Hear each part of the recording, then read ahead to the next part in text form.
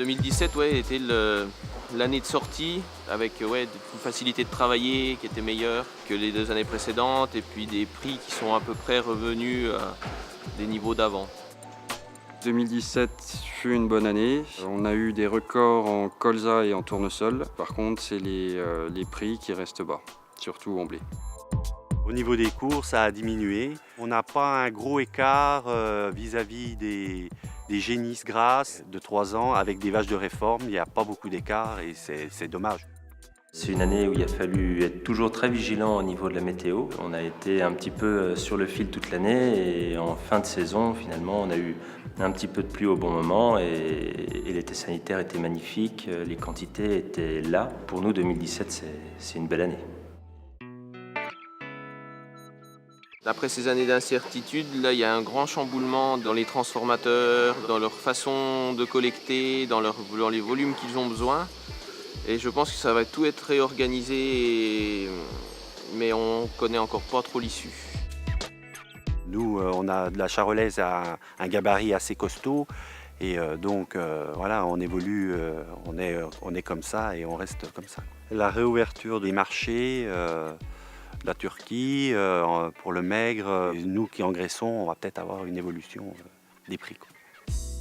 Dans la plupart des appellations qui étaient il y a quelque temps des appellations, on va dire, de deuxième zone, la qualité des vins progresse énormément et je pense que c'est très bon et très bien.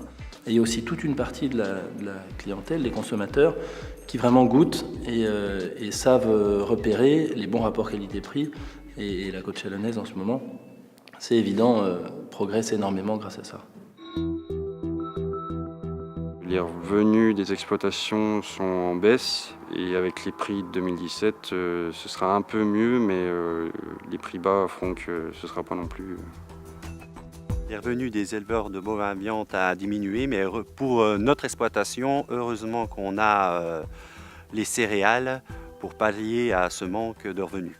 J'espère que les prix des animaux dans les années à venir vont augmenter si on fait un effort au niveau des grandes surfaces qui permettent de prendre une marge un peu moindre et puis pour redonner aux éleveurs. Alors concernant les états généraux de l'alimentation, oui, on a des grosses attentes, puisque sans parler de politique ou tout ça, on sort de ces années-là qui ont été un chamboulement pour nous, puis qu'on définisse des façons de produire, et puis des façons de commercialiser, et des façons de nous rémunérer, c'est une avancée. Ce que nous apporte la vente en bouteille, d'abord, c'est nous qui fixons les prix. Constituer une clientèle la plus variée possible, ça c'est ce qu'on recherche. On n'a pas de gros clients chez nous, donc on a une grande stabilité de ce fait-là. La stabilité et une meilleure valorisation évidemment, parce que entre le prix du vin en vrac et le prix de vente en bouteille, il y a une belle différence, on multiplie quasiment par 2. Nos leviers ils sont sur les charges opérationnelles, l'alimentation, les intrants pour les prairies ou tout ça. Après ça, on n'a pas énormément de marge de manœuvre. Le collectif permet justement au niveau des fournisseurs d'avoir des super accords avec certaines fournitures, notamment les capsules. On achète les capsules via la Fédération des vignerons indépendants parce que ils sont mieux placés. Notre assolement a évolué, on a augmenté notre surface en maïs semence. On a augmenté aussi notre surface en tournesol et en soja. Du maïs conso, on n'en fait plus pour l'instant, puisque les prix sont trop bas. Et on fait du blé dur, mais on a souvent du mitadinage à la récolte, ce qui fait que la production est de moins en moins rentable. Le problème, c'est de trouver l'équilibre entre l'investissement et des charges de mécanisation faibles. Pour nous, on engraisse tous nos bovins. Alors, on n'est pas dans l'optique de faire du maigre. On espère que des années meilleures arriveront. Des pièges à éviter.